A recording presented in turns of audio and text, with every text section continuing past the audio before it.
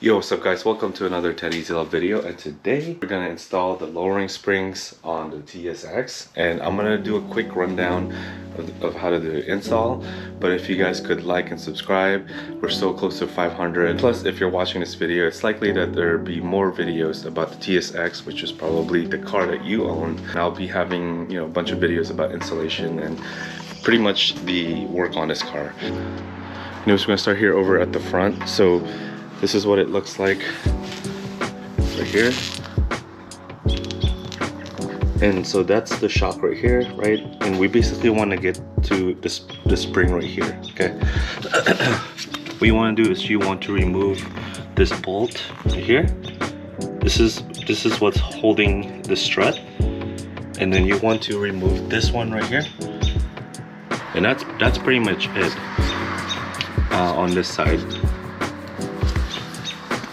And then now coming to the top of the struts is right here. So I thought it was just these three, but it also includes the other two right here, which is from the strut tower. So you want to remove all 5. And all you gotta do, once you got all those removed, you basically push it down and it should just come off pretty easily. Now we're gonna go into the rear. So the rear is also pretty simple. Also, the reason I'm making these videos because when I was looking for an installation video, they're all old, and I had to go through a forum and figure out how to do it. Here's the rear, right? So there's the strut and there's the shock, right? That's what we're trying to get to. What you want to remove is this one right here. So this one is holding the strut. This right here, this bolt. And then also you want to remove this right here. I believe this is the control arm. You want to remove that. I probably did that other forums or videos didn't mention, is I also remove this right here. This right here. There's the 3 that I removed. And then coming to the inside. So specifically to the TSX, you want to remove this panel right here to get access to the strut. The top of the strut right here, okay? It's interesting how it's built in right here, but to get to this piece, you need to remove a bolt that's down here. This bolt right here, that one right there. You see that? And you do have to put the seat down. It makes it easier to get it off, but you don't have to put the seat down yet until you remove this bolt, and then it should just pop right off. But pretty much this is what it looks like right here, this panel. And once you remove the bolt here, you can just lift it up. It should come off like this, okay? I'm gonna show you guys what it looks like on the underside of this, so you can make better judgment on how to remove it.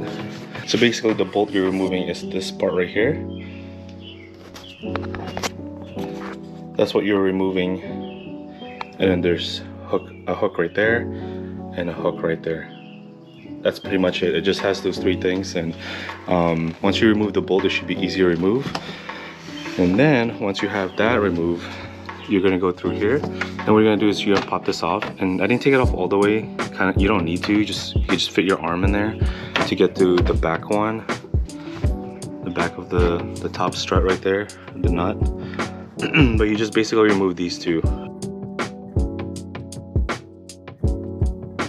And once you have the struts removed, you want to use a spring compressor tool like this. And I'll show you guys quickly on this video a time lapse of how to do it.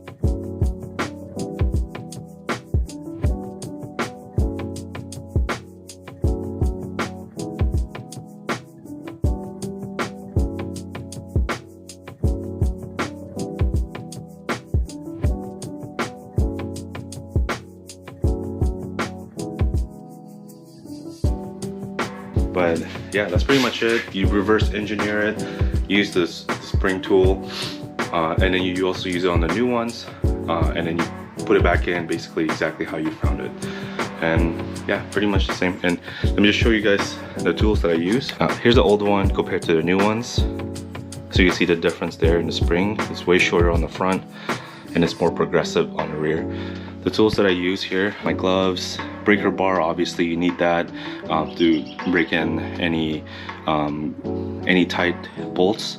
I got my socket wrench there. Then you don't need all these sockets, but it's good to have a variety. You also will need one of these I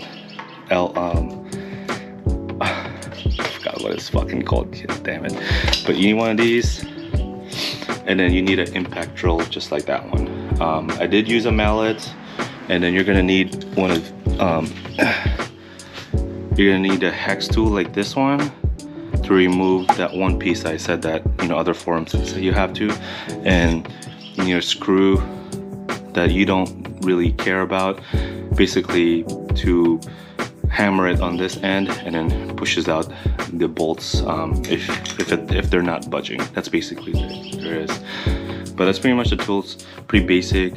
I consider myself like immediate, I guess. I work on cars a lot, especially on a Mustang, and I gotta say it's so much easier than the Mustang, just because the parts are lighter, the parts are smaller. Yeah, it's way easier.